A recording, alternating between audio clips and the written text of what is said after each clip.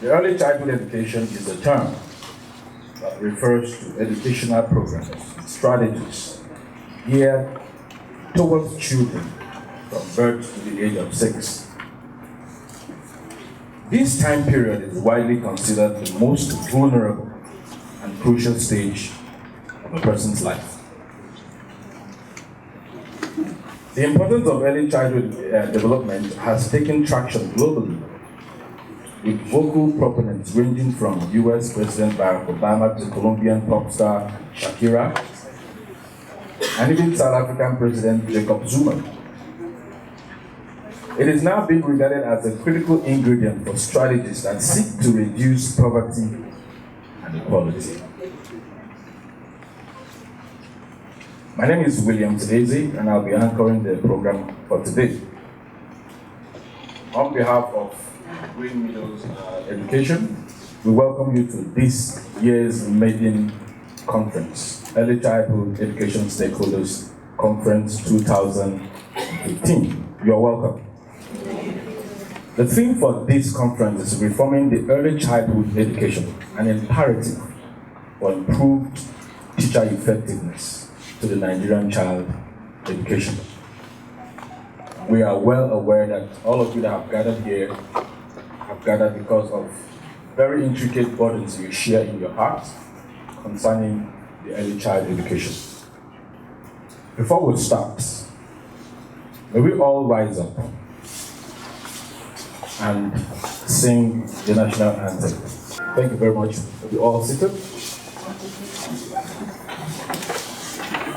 The second thing in our item will be a welcome speech by Mrs. Priscilla Ajibo, who, however, happens to be one of the graduates of Green Meadows Education. I welcome her to make the welcome speech. Thank you very much. A round of applause for her, please.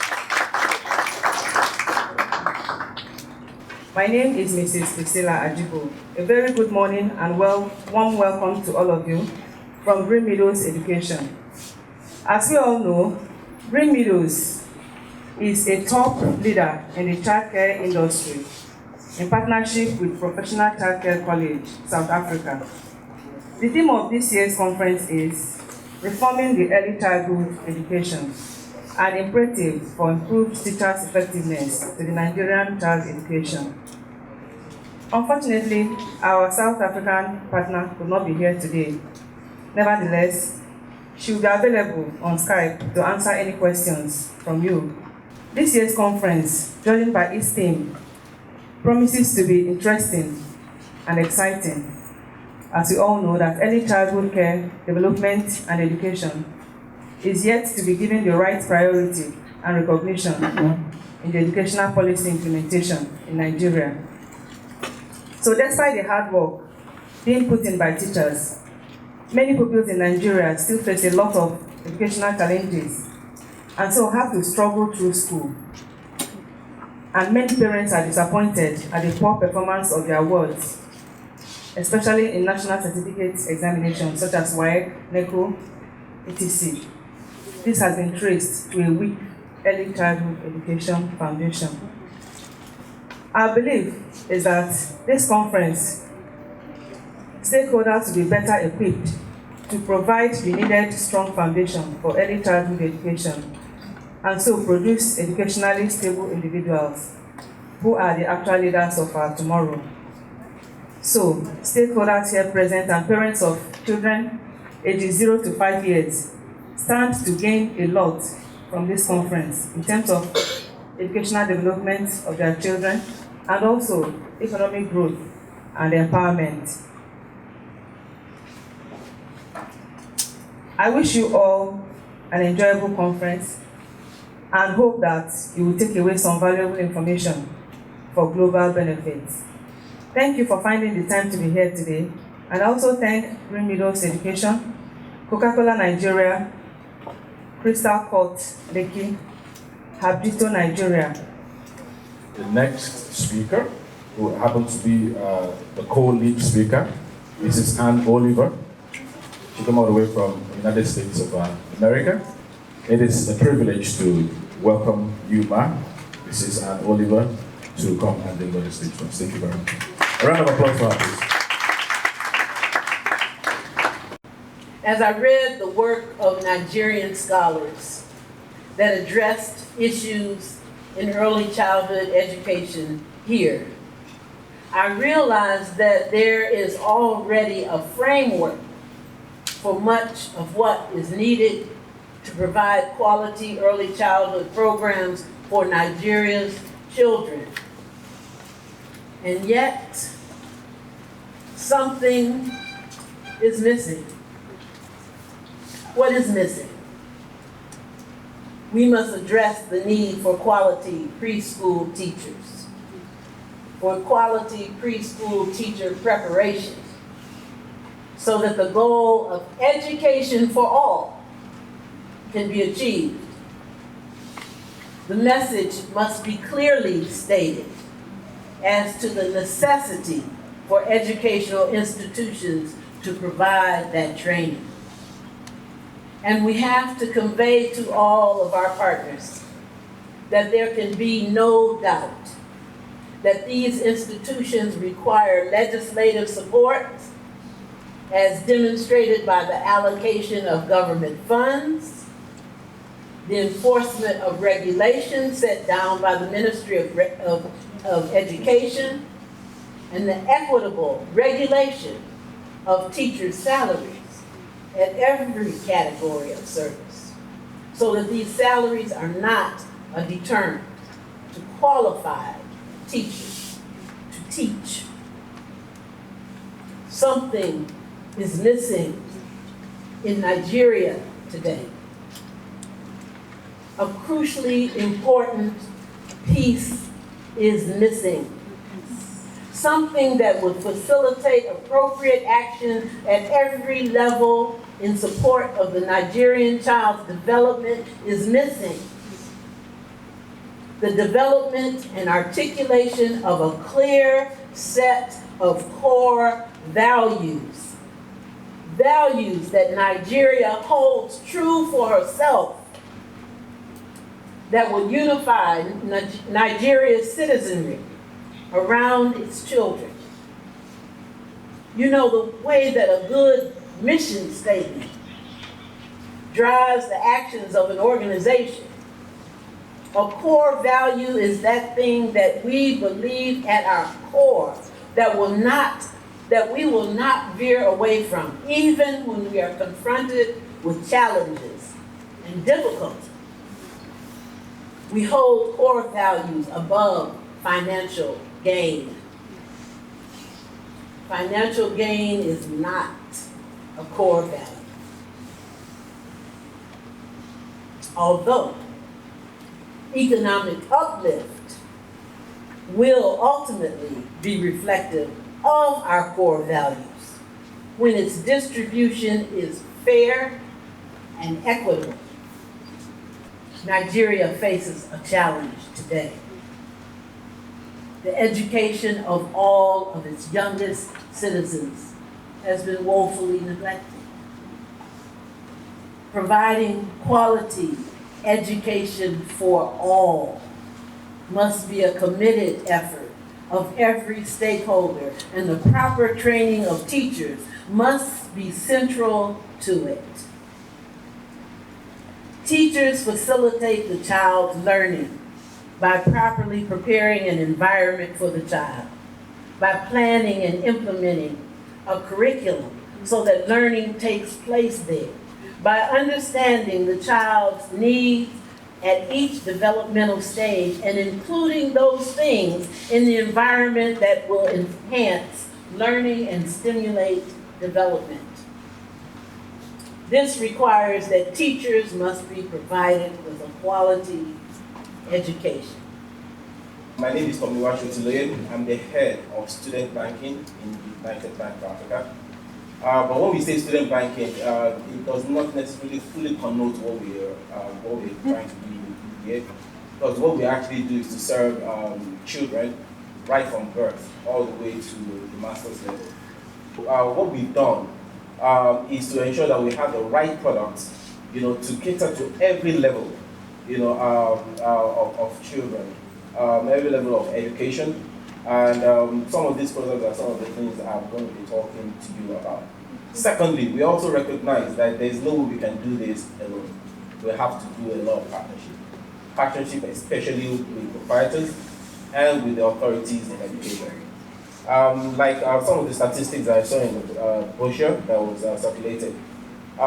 In Nigeria, this education that we're talking about is heavily private sector led. And obviously, knowing that a lot of dependence is going to be on the private sector, we want to make it as easy as possible for private sector individuals who are interested in raising our children for us, also have the support of the financial services sector to make this easy. So these are some of the things I'm going to be talking about. She's an early childhood education lecturer at the University of Lagos since 2011. She has a doctorate degree in philosophy in early childhood education, a master's in early childhood education. So I'll invite Dr. Mrs. Mojisola to the podium to speak to us. A round of applause for her, please. In Nigeria, when it comes to policy in early childhood education, we have one of the best. When it comes to curriculum, we have one of the best. The major problem that I think that we're confronting is translating plan into practice. So having said all of that, I want us now to look at the issues confronting early childhood education in Nigeria. The first issue here for me is government's lackadaisical attitude towards the compliance of minimum standard for the establishment of early childhood education. If only we can have more schools being shut down. And trust me, if we really have good monitoring, half of the schools will be shut down.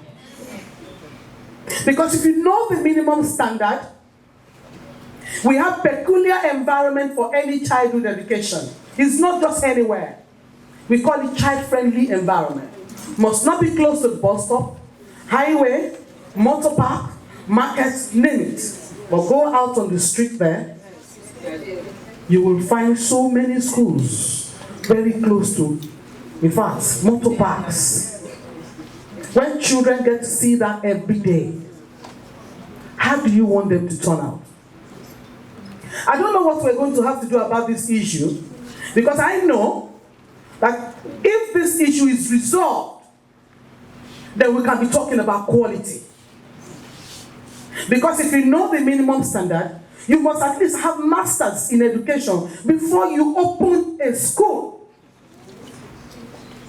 Early childhood education has become a field for all comers. You see people practicing, maybe just somebody who lost a banking job, maybe anybody. And they're like, they know it. And the disposition is wrong. And there's nobody to check. Isn't this a big problem?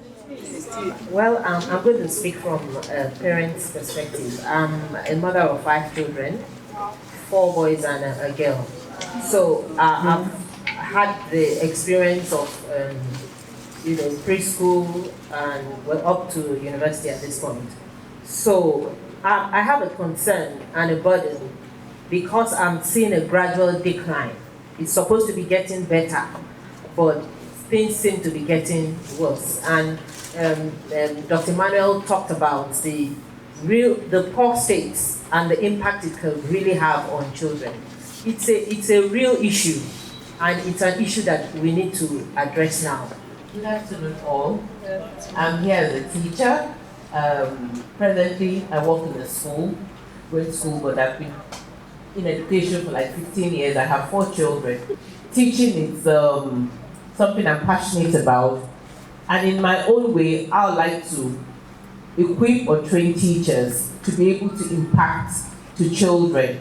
And for a teacher, the first thing I would say for teachers, first of all, you have to get to know your children. A good teacher, first of all, you're giving different children. Children come in every year. The first thing I'd employ you is get to know the children you teach.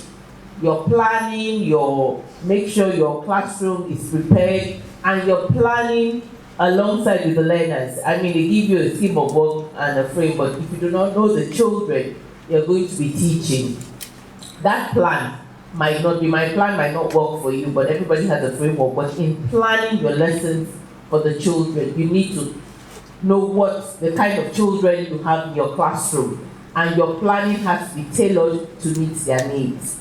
My name is Nwa Obi. I'm a mother of two and the proprietor of Head Start Private School. We are 20 years old in business. You know, I don't know how many of us that are here, proprietors or school owners or anything. You know, my own thing here today is to just share my thoughts that we are all in the business, yes. We have lots and loads of schools, billions of schools all over the place.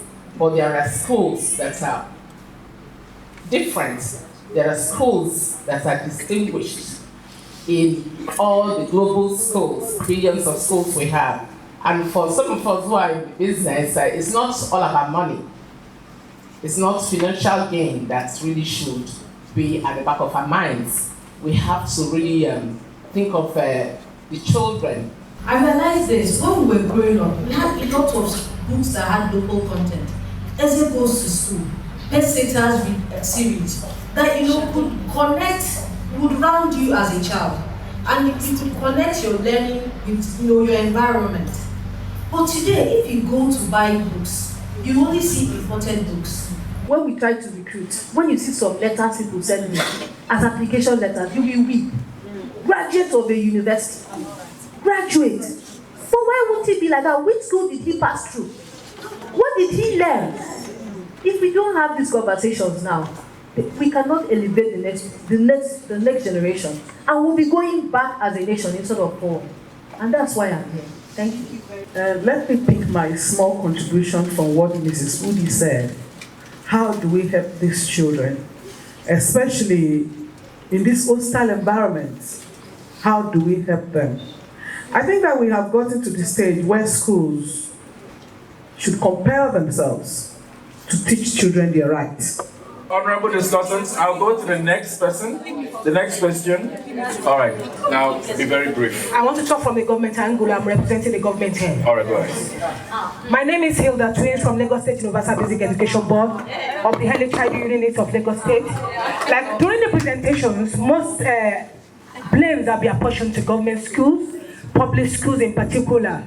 But I think if you want to say who is the government, you and I make the government. If we keep apportioning blames to the government, we will not get anywhere. Once again, we want to thank our sponsors, Hadijo, Coca-Cola, and Crystal Court Lekki. They have been very helpful to us. Their sponsorship made it possible for us to have this conference. We will continue with post-conference events from tomorrow. And then there will be another conference again sometime later this year. All right. It's my honor to now invite the president of Green Meadows Education, Mrs. Nwuche, to give us a vote of thanks. She's the one that has put all this thing together for us. A round of applause for her, please.